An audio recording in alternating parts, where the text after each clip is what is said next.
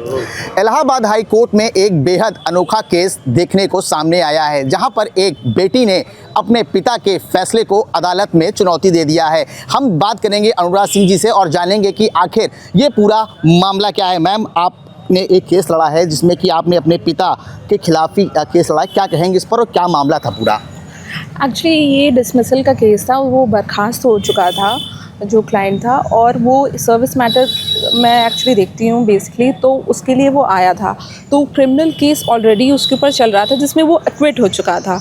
तो एक्विटल के बाद भी जो डिपार्टमेंटल प्रोसीडिंग्स होती हैं, तो उस डिपार्टमेंटल प्रोसीडिंग में फादर का एपलेट अथॉरिटी का रोल था। तो जनरली एपलेट अथॉरिटी अपनी पॉलिसीज़ के तहत और अपने उनके जो रूल्स हैं तो उसके तहत वो चलते हैं, और उसके अकॉर्डिंग उनके प्रूडेंस से उन्हें लगा एक्सपीरियंस से कि दिस शुड बी रिजेक्टेड, तो उन्होंने उसको रिजेक्ट कर दिया।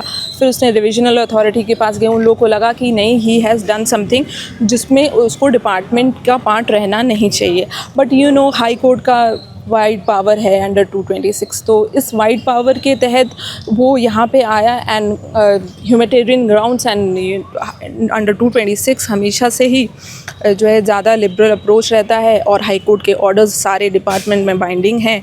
तो इसलिए और उसका केस मुझे मिला, तो फिर मैंने देखा कि उसमें पापा appellate authority he has already rejected the order, but I have challenged him. That was part of my profession. उन्होंने जो किया वो उनका प्रोफेशनल कंडक्ट था। अपने पिता के फैसले को चुनौती देने के लिए आपको किस तरह देखना पड़ा?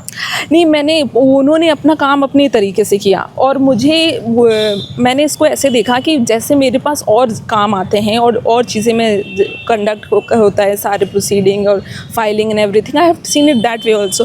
मुझे कोई ये इससे फ़र्क नहीं पड़ा कि मेरे पापा का ऑर्डर है और उससे कोई पर्सनल या इमोशनल चीज़ मैंने कनेक्ट नहीं की।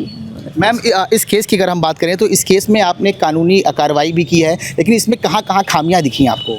नहीं, कानूनी खामियां तो डिपार्टमेंट की गलतियां होती ही रहती हैं, and that is the good part for the client. और जो लोग हैं जो डिसमिस हो जाते हैं गवर्नमेंट जॉब से, तो अगर डिपार्टमेंट की तरफ से फ्लॉज अगर ख़त्म हो जाएंगे तो इनके पास रेमेडी कम बच पाएगी। तो कुछ न कुछ फ्लॉज हमेशा रहते हैं, कुछ न कुछ सुप्रीम कोर्ट की रूलिंग्स रहती हैं, हाई कोर्ट की रूलिंग्स, गाइडलाइंस होती हैं, जिसके बेसिस पे, कुछ जियोज़ के बेसिस पे ऐसा है कि हमेशा उनको कोई ना कोई लूप होल मिल ही जाता है, जिसके थ्रू, उस लूप होल के थ्रू हम आर्ग्यू करते हैं, हम लड़ते हैं, एंड यू नो। मैम, अदालत के इस फैसले के बाद तौफीक के परिवार की प्रतिक्रिया कैसी आ रही है और तौफीक की प्रतिक्रिया कैसी आ रही है? वो काफ़ी खुश है। उसने बोला कि इतने कम टाइम में जो है हो गया है, तो दे आर वेरी हैप्पी। और क्योंकि अभी तो भी उसके लिए काफ़ी मुश्किल हो रही थी जॉब छूटने के बाद, क्योंकि ग्रुप सी एम्प्लॉइज़ को दिक्कत होती ही है, तो एनी हाउ अपना घर चला रहा था। तो but now he is very happy and he want to rejoin it.